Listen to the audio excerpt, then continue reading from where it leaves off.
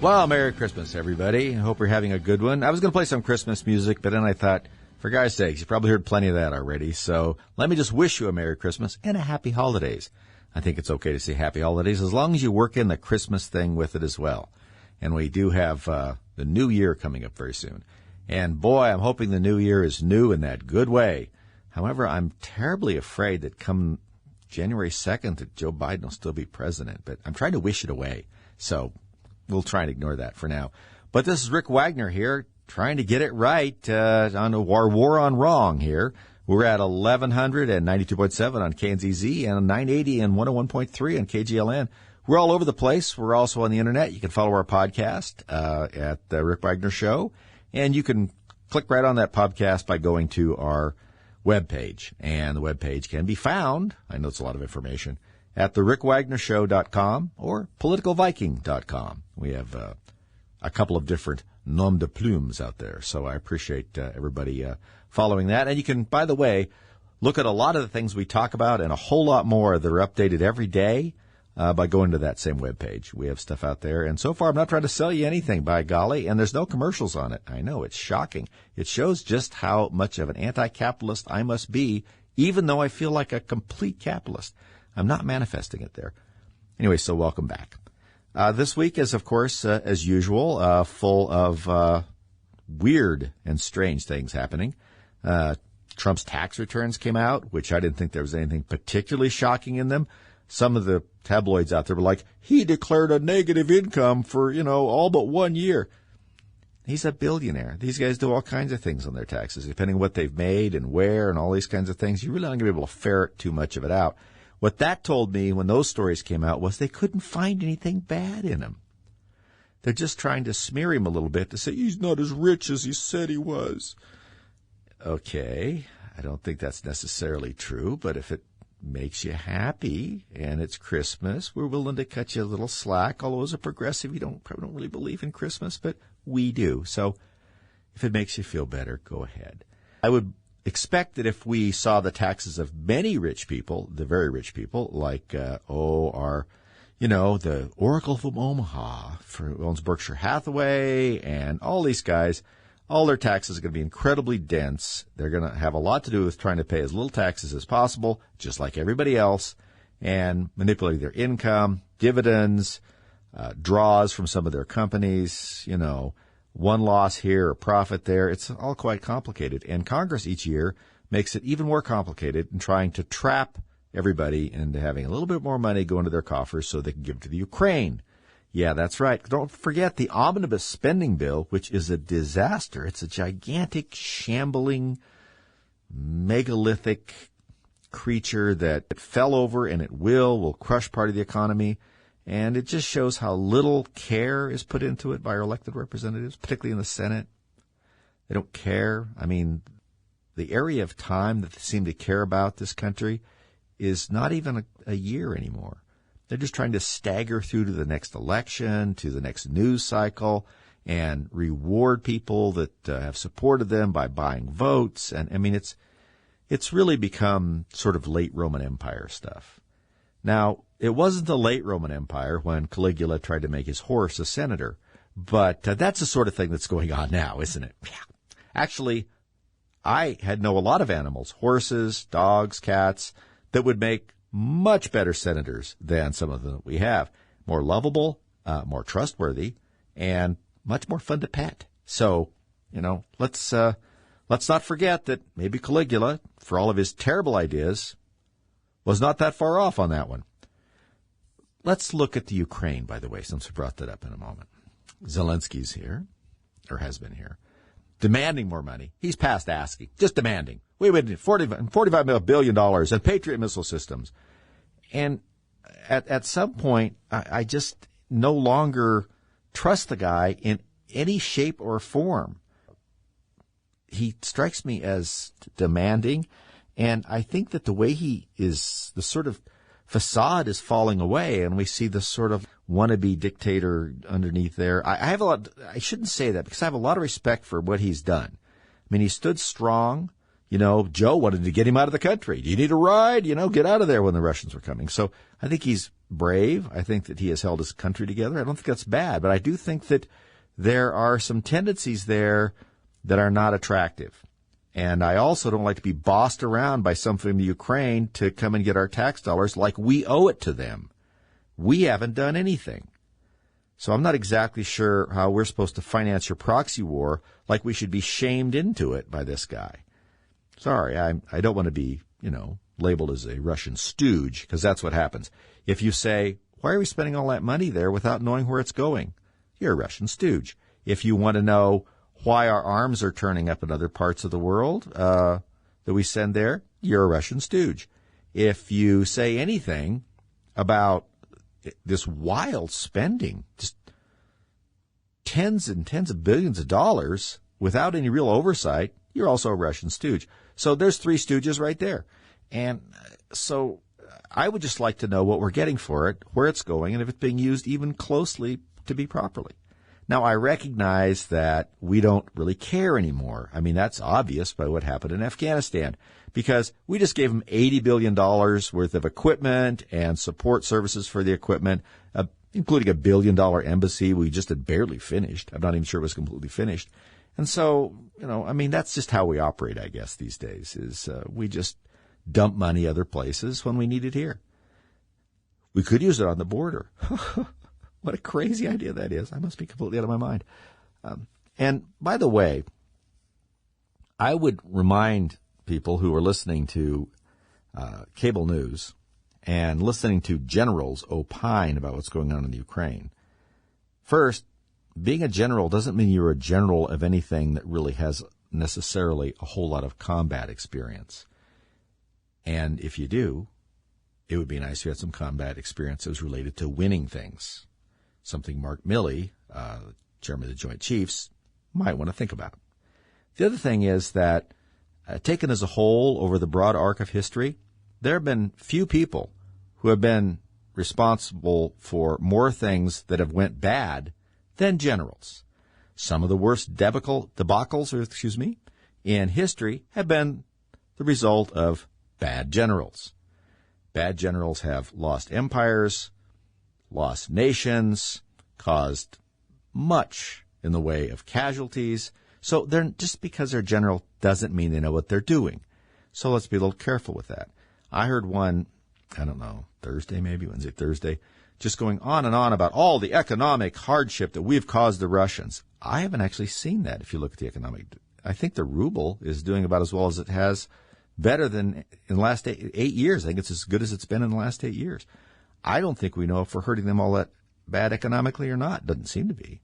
That idiotic plan from Janet Yellen to somehow set a ceiling on the amount of money that we would pay for their oil and get the Europeans to go along with it was the most absurd thing. The idea was we weren't going to pay more than $60 a barrel in Europe for Russian oil. And, of course, the people in Europe would have to agree that they were all going to be on that.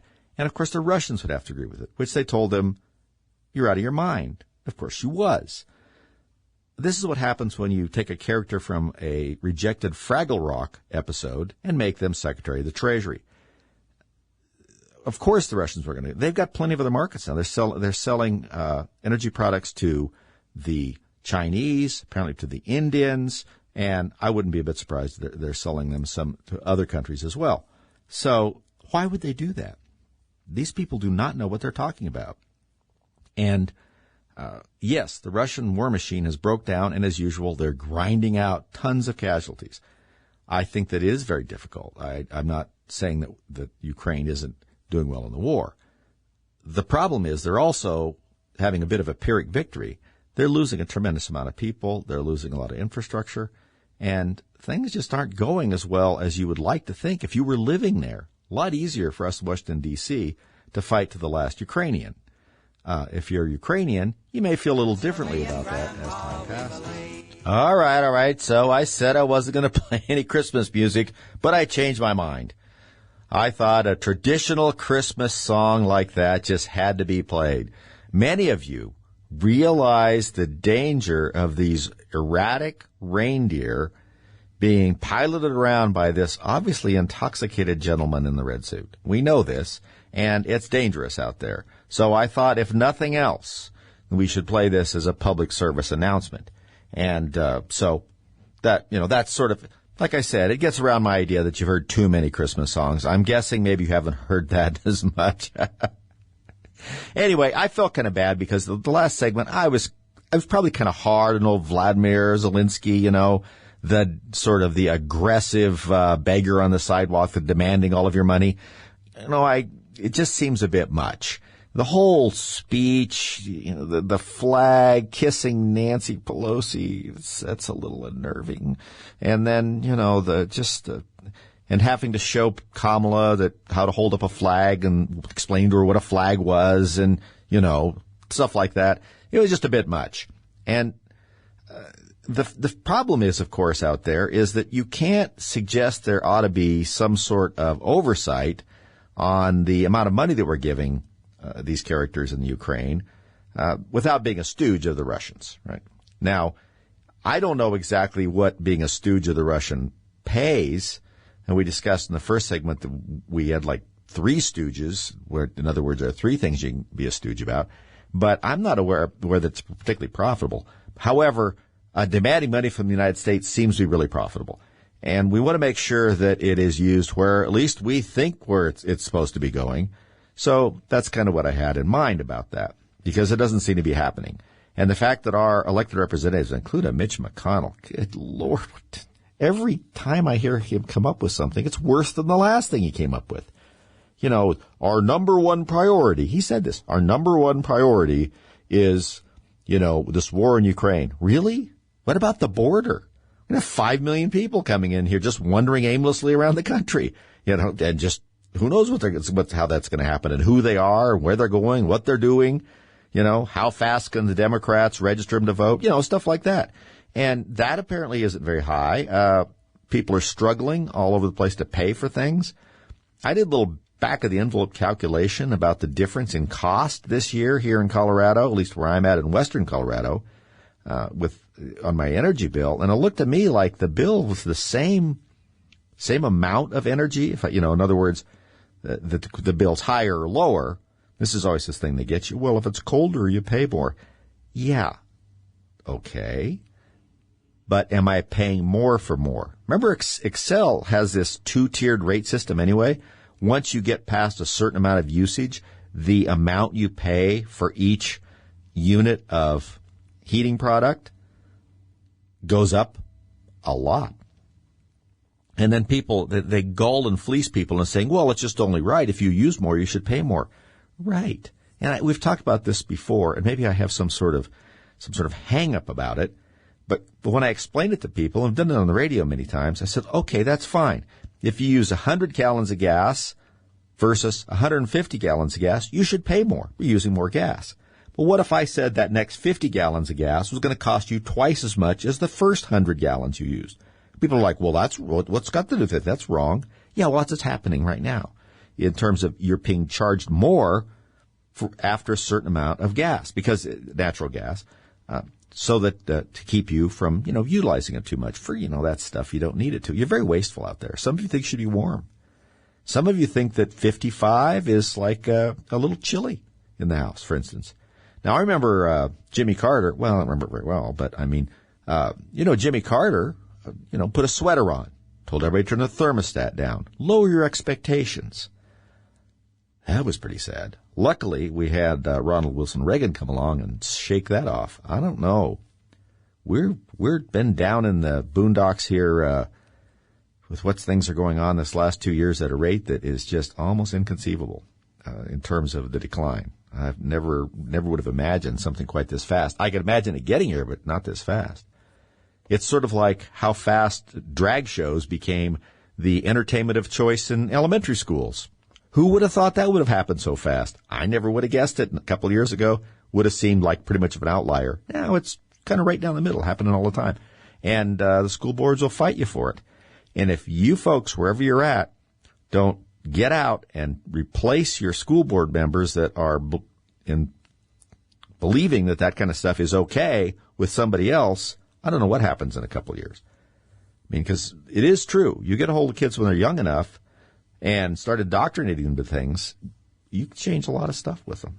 And then they become, I don't know, not very productive citizens. I don't know where the Antifa people came from, but it'd be interesting to know where these Gen Z or Antifa people started out. I mean, we see a lot of them come from pretty wealthy backgrounds and families and stuff. And we do know, as we talked about last week, that growing up with things too easy make you, oddly enough, angry. You lash out at things. You can't take any adversity. You blame others for stuff. And, of course, you've grown up in an environment where there's no accountability, which is one of the reasons you haven't had any adverse effects in your life to toughen you up from your behavior. You know, your behavior is excused. It's covered up. It's whatever the case may be. So when you do see some sort of adverse thing, or it's not easy, or things don't go the way you want to, well, you overreact because you're entitled to. It's not just that you are mad at the police. You burn down the police station. Seems logical to you. I mean, who do they think they are? Why, you're the smartest, best person in the world. You have a whole room full of participation trophies when you're a kid. Who are they to mess with you? You kind of see how that happens. So I do kind of wonder where this stuff goes. But we're on the, pretty much on the road to nowhere here if we don't get things straightened out pretty soon. But getting back to just a touch of the Ukraine, we're a little hard on them, but there's some things that we should say. First, in their defense, as a percentage of our gross domestic product, in other words, what we produce here, which is getting kind of hard to figure out because the government messes with it all the time, so it's hard to figure out what really is going on with our finances in the country. But anyway, yeah, we are not paying the most to Ukraine based on GDP. On the other hand, our GDP is so much bigger than the other countries that are paying it, it's kind of not a good way to compare it. In my view, some of the things we're doing are just tactically wrong. I don't understand them, and some of the military experts out there are the same way. As I've said before, one of the things you don't do in these proxy wars, and that's what it is, I mean, we're doing everything but having American troops fight. American money supports it, American equipment, the training to use everything we send over there. The only difference is that there are different people setting it. That's a proxy war. And we're getting more and more involved in it. But kind of the idea on a proxy war is that you don't send your best stuff. Because without your people flying it, without your people preparing it, firing it, whatever you're doing, it tends to not be used in an ideal fashion. They don't have the experience with it. This allows it to be used improperly, which means that the enemy gets to study it more. You would prefer that the enemy discover the lethality of your weaponry a little bit of a surprise. They should think it's pretty lethal, but they shouldn't get to experiment with it for a year or so to see what works in terms of defeating it. When you fight a proxy war and you start sending things like our Patriot missile systems over, which we're apparently going to do, which is our frontline anti-ballistic missile systems, so that the Russians can study them. Obviously, they're going to get a hold of some of them. I mean, there's no way it's not going to happen. Who knows? The Ukrainians have them. How well will they use them? Will they be protected in ways that prevent the Russians from really being analyzing them and determining what the best operational defense against them is? You just don't want to send much of your first-line material anywhere in proxy wars. You want to save it for yourself, so it's a little bit of a surprise if you have to use it. And in the meantime, we have these hypersonic missiles that Putin is deploying, and we've talked about those before. There's a video on my website at therickwagnershow.com. You may have to go way down to the bottom because I stuck that video down at the bottom because we had it up for a long time. That explains what the hypersonic missile is. Instead of firing from point A to point B in an arc, let's say, the missile is fired, in most instances, high into a low orbit so that it picks up a tremendous amount of speed, much faster than they're able to track at this point, and then it drops down, fires itself down at an extreme high rate of speed to its target. Makes it very difficult, if not almost impossible, for an anti-ballistic missile system, the way we've deployed them now and the ones we have, to knock it out. And he seems to be deploying some of those from his forces. I don't know what that means. I don't know how well they work. They seem to be a little ahead of us, or they were, in terms of that technology. The Japanese, the Chinese have been as well. So we're making some really weird mistakes, folks. Hopefully after this first of the year, the new year will be better. All right, I know I keep breaking my rule by playing Christmas music, but I think that, this one, just like the one on the before the last segment, probably not something you're hearing overplayed on the radio all the time. So besides that, we need a little something to laugh at.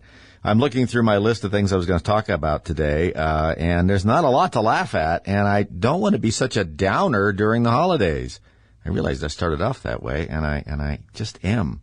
I don't know how I got off on Ukraine and Zelensky. I know I started it off, but it just kind of went on.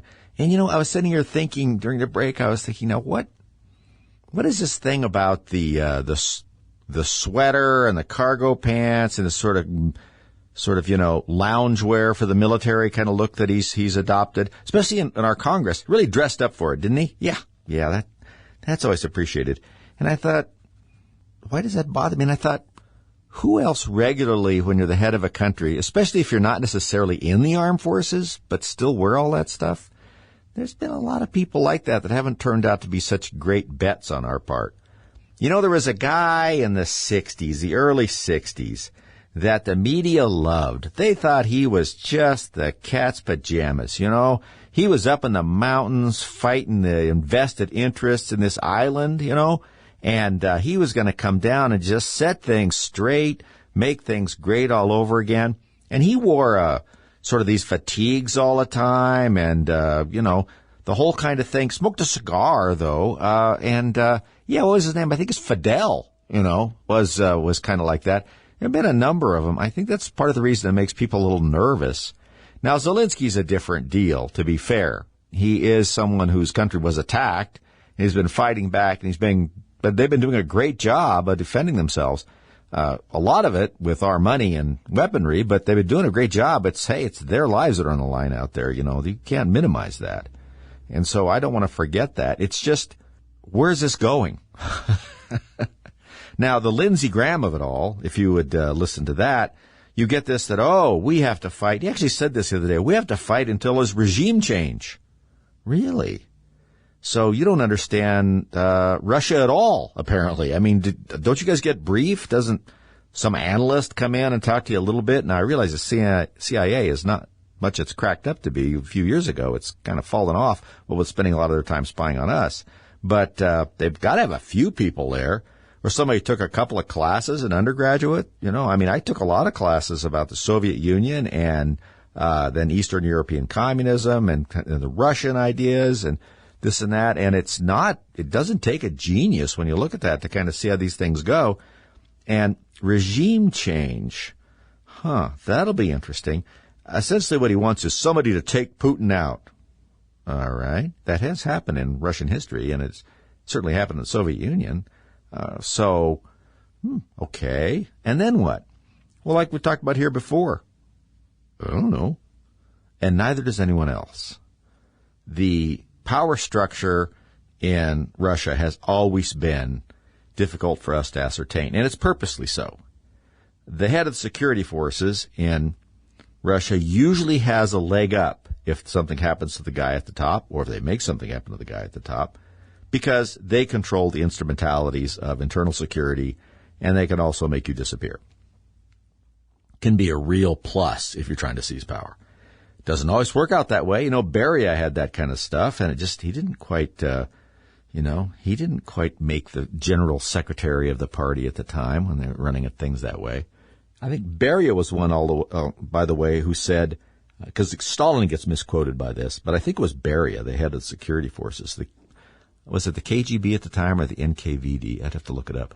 But who said, show me the man, I'll show you the crime, which is essentially what happens in this country lately to some extent, where if there's somebody we want bad enough to get gone, or badly enough, make sure we get those adverbs correctly. If we want them gone badly enough, we can find a way. We have so stacked the laws on top of the back of the people. And this is a problem. Now, the more numerous the laws, the more corrupt the society, right? That's always been kind of a watchword. Tacitus had some things to say about that. Other people have had pretty much the same thing to say. So what you see here is an enormous amount of legislation every time let Congress and our own state legislatures get together. Colorado, here where I'm at, this has gotten tremendously bad. They're generating all sorts of legislation. Now, as we said before, they keep us from worrying about it because they don't really tell us until it's done because no one reports on it, partly because there's been a drop-off in the news organizations in general, and the ones that are still, limping along like all this far-left stuff. So if they think it's going to, get the yokels out there wound up a little bit, they just won't report it. Why should they? Just because they're going out of business because no one's reading them, because they don't report anything? They haven't quite tumbled to that idea yet. Don't know what happened, but they seem to be missing that. Anyway, so it's something that is a bizarre situation to think that what's going to happen if Putin fell over dead tomorrow, or if there was some kind of coup or whatever. We don't really have a lot of idea. And I've read some of the analyst stuff that they at least released to the public. There's a number of people that could surface as the new leader of Russia, the new president of Russia, as it were. And in the past, we've not had a very good track record of predicting who that might be when these things happen. There's usually several candidates. And some of the candidates that would happen upon the way, if something happened to Vladimir, is that they're worse than him. Yeah, they're pretty hardcore dudes. And so we don't necessarily know that a change with Putin is going to be an improvement. So I think before you wish for things, you should know what it is you're wishing for. And if you just wish for him to be gone, I think it'd be important to know what the substitution would be. It's a little bit like wishing Joe Biden weren't there if you didn't know that Kamala Harris would step in. Changes your thinking a little bit in some situations, right? Same thing there. So we kind of wonder when we're sitting out here looking, what's the end game? Now, if they push the Russians completely out of the Ukraine, which would not be entirely impossible, I think it's unlikely, push them all the way back to, I don't know, pre-2015 when they started this stuff. Remember when Barack was giving them blankets instead of weaponry? If we would have probably done much less to help them against the Russians earlier, we wouldn't be nearly as in deep as we are now. And now it's an uncomfortable thing. We are way too close to what used to be one of the most corrupt countries in Europe. Well, Eastern Europe. And it's always been since been a country, I believe, since 96 or something like that. It's always been sort of a sieve between sort of the black market that goes on between Russia and Western Europe. These countries develop all the time where it's the place you go to make sort of shady, gray deals about things because there's people from both places operating in there, and, so it encourages that sort of shady government. And so we're not, I think, particularly clear, at least most of us, about who's running the place and what's going on. We don't even get reported about it. We just get some speeches. We see, some really important, very important leaders, thought leaders in the United States, like, say, Ben Stiller. I don't know if Barbara Streisand's been there yet, but, that kind of people going over there and having some sort of bizarre photo op with this guy. And so we don't really know. We need to know what's their plan. And I understand that you're trying to keep control of your country, so you're trying to sort of stomp on dissent. But that ought to be something we hear a little more about if you're using our money to do it. I'm not trying to be like a wet blanket or anything. We had that kind of thing going on in our country in World War I. For those of you who know this, and others I've talked about it before, spend a little time looking at the Wilson administration's treatment of people who were not in favor of his policies, particularly policies about World War I. The American Protective League is always something you might want to look up, and the way he treated newspapers and things like that. He was probably one of the most despotic, if you want to say that, presidents that we've had. I mean, Joe's trying. He certainly has a lot more levers. There's a lot more federal agencies involved in our lives at a lot deeper level. But he's, Wilson, right up there, probably one of the worst. Certainly, you could compare him, say, with Lincoln, who did these things, but was trying really for a different result and was in the middle of a civil war and did a lot of things we don't hear about in terms of the press and critics and stuff like that, really aren't all that super attractive, but at least you kind of got what was going on. Wilson just couldn't stand the fact that people would disagree with him, kind of, as if you look back on it. And Teddy Roosevelt just had no use for Woodrow Wilson whatsoever. And as many of you probably know, that election, the election for the second term from Wilson, and I'm stretching my memory here since I don't have anything in front of me, but Teddy Roosevelt was going to run, was actually in the midst of running, I think, and getting started. And the polling of the day showed that TR way ahead of Woodrow Wilson. I think a lot of honest historians would say that Teddy Roosevelt would have beat Wilson in that second contest for the presidency. But TR passed away. It really makes you wonder what our country might be like if we would have had Teddy Roosevelt for a term or two, at least one, instead of Wilson again, and then the whole handoff and the kind of mess he made of things. It would have been an interesting kind of alternative history. But, we're in the midst of a situation where we're just firing our resources into an area that to accomplish something we'd like to see, but even what we'd like to accomplish is really ill-defined.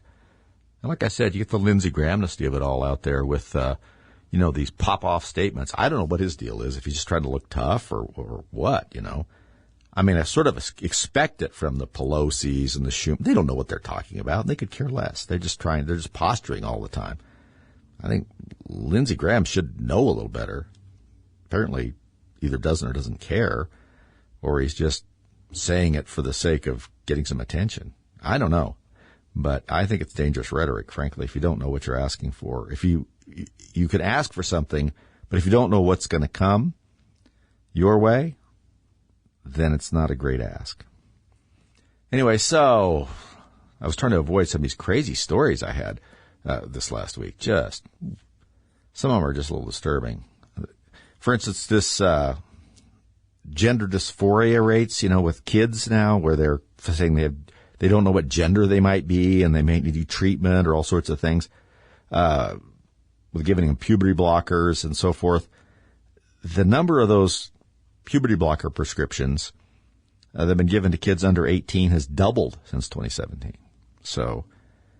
But that's about all I can talk about that. That's just, the whole thing is just so depressing, the way that has taken off, and I don't think that it's even close to being monitored. And we're starting to see people come out who said that they were encouraged to transition. I always sort of want to see quotes around that, on very thin evidence that was really the right thing for them. A couple of counseling sessions or something. Some of them are just very disturbingly quick, and we're starting to see people come out about that. So that kind of thing just disturbs me. I have another story too, where there's a CEO of I think it's some type of child advocacy group. It's actually in Colorado, I think it is, who said that parents don't have the right to know about a child's feelings about, they want to have a sex change or something like that. That just sort of goes hand in glove with that. I mean, how did that happen? How did we get there so quickly? So I don't know. By the way, if you're interested in getting kind of a nice, 5,000-foot view about this whole thing with Twitter and the FBI and this money, this $3.5 million they paid them, there's a story up that I posted at therickwagnershow.com, which you can also get to politicalviking.com, where they explain all of it. The headline is, Twittergate explained, FBI paid Twitter $3.5 million to handle its request, told it to delete accounts after warning the site about the upcoming Hunter leak. Or, there's going to be some Russian disinformation coming out very soon, and like very quickly, Hunter Biden comes out, and then everybody's like, yeah, that's what that is. Remove posts for Biden campaign and shadow ban conservatives. So they paid them to do this work, which is just really crazy. As I've said before, I think the constitutional interpretation is very clear. You cannot ally yourself with private party players, and certainly not pay them to do things on behalf of the government that the government is enjoined from doing themselves. And those kind of activities are clearly not sanctioned. Well, they're not sanctioned by the Constitution. They're not permitted. So I don't know where this ends up. It's crazy that it got that far along, and it seems to me like we don't know what to do about it. Well, I guess I don't know what the end game ought to be, but to me, what we've seen so far is clearly unconstitutional. It's enlargement of government power at the expense of the Constitution, and the Constitution has built a pretty good fence around that kind of behavior. They seem to have just hopped all over it, sort of like the lambs do when people are counting sheep, just bing, bing over the top of it. So I don't know what I end up on that, but something has to be done. The other one I wanted to bring up, if you want to read something interesting, and I don't know why this really it's just so emblematic of things we're talking about, that the Marines, that would be the United States Marines, study has come out where they suggest that they stop using sir or ma'am to avoid misgendering superiors. I saw that story, and this is up on the website too, and I thought, what do they mean mistaking the gender of their superiors? And one of the quotes from this I put up, gendered identifiers prime recruits to think about or visually search for a drill instructor's gender first before rank or role. Stop and think about that for a second. So what they're implying is that the recruit, in the heat of the moment, doesn't know the gender of their drill instructor, or they can't decide it on the fly. What does that make you think about what's going on? So we're having people who are drill instructors or instructors in the military, the Marines apparently, that they're saying, well, when you look at them or just talk to them, you can't tell what their gender might be. So you should stop saying sir and ma'am so you don't mistakenly misgender them. So what's going on with what must that be like to where you can see your drill instructor who's about 8 inches from your face screaming at you and you still don't know what's their gender? Is it you don't know what gender they prefer that day, or are they representing, or it's the whole story brings up more questions, uncomfortable questions than they even talk about in there. So, luckily we also have, some other words out there that we're not supposed to be using. Stanford University, came out with a list here at the end of the year to help us out with that. There's a lot of words that are, harmful, okay? Language that's harmful. One I think that you'd realize right away is fireman. Yeah, it's very harmful. We need to do away with that. The other one, and this is one that I think everyone will recognize as being harmful, at least if you're at Stanford, is American. That was on their list of harmful phrases. So we got that going for us at our major universities. So where does that leave us? Well, it leaves us in the lurch, doesn't it? It leaves us in a situation that I actually believe, in the end, may have a positive inflection. Now, we're kind of at that point where things are either going to get more sensible or they're going to tumble down to another level. Now, we're not going to just see the country collapse like over a period of 2 years. It's just, something else. Call it the People's Republic of people who don't want to have a name because it's offensive. What you can do in these kinds of situations historically is you can just become kind of the same country, but not really. Your standard of living can go down, your educational achievements go down, the whole thing. You become sort of a second world country. See, we never talk about that. We always talk about third world countries. Well, if we're a first world country in the United States, and say people who are living in the Congo are in a third world country because they're still struggling to get up to an industrialized society, a lot of them work pretty hard, by the way, and there's a lot going against those people down there. They have it tough. And if that's the case, then where's the second world countries? Anybody got any idea what a second world country is? See, I kind of have an idea. I think like a second world country is maybe I mean, India is kind of in the balance there, has a lot of first world kind of technology and things that we have here, but it also is struggling with the remainder of its caste system, and it's poor and things like that. And of course, if you want to see the direction, it seems to be that Great Britain is in the elevator and hitting the down button from the first world. And maybe they're going to stop there at second world. I don't know. I mean, their quality of life in Great Britain, in many ways, does not seem to be improving and seems to be getting kind of degraded. I mean, it's certainly easy to go to jail for all kinds of things in Great Britain.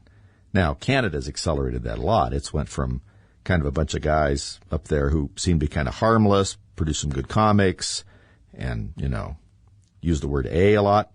Where are you going, eh? But, and hosers, can't forget hosers and toques. But now all of a sudden it's some sort of crazy, quasi-dictatorial kind of area. All of these, by the way, are cautionary tales about nation-states that have no backstop. Our country has a backstop. It's called the Constitution. Things can get bad, but supposedly no worse than is allowed by the Constitution. These countries don't have it. And that's why things can change so quickly and surprisingly.